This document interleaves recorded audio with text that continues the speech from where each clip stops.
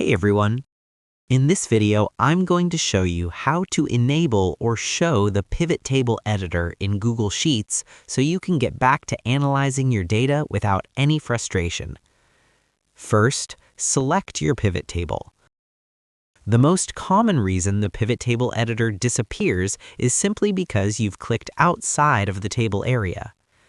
Click anywhere inside the pivot table cells, the area containing your summarized data.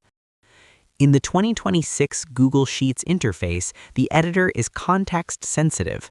As soon as your cursor is active inside the table, the pivot table editor panel should automatically slide out from the right side of your screen. Next, use the pencil icon, the manual edit button.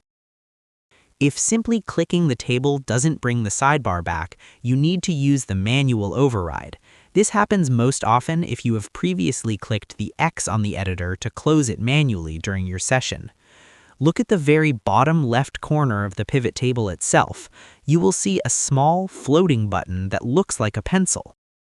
This is the dedicated edit button. When you click it, it forces the sidebar to reopen, even if the automatic trigger failed. What if you don't see the pencil? If the pencil icon isn't visible, it's likely because the pivot table isn't active. Click any cell inside the table once and the pencil icon will appear at the bottom. Think of this button as your emergency reset for the editor. It tells Google Sheets that you are ready to modify your rows, columns, values, and filters again. And that's pretty much it.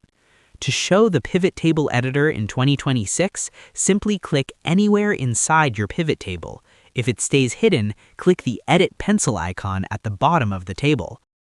I hope this helped you out, and I see you in the next one.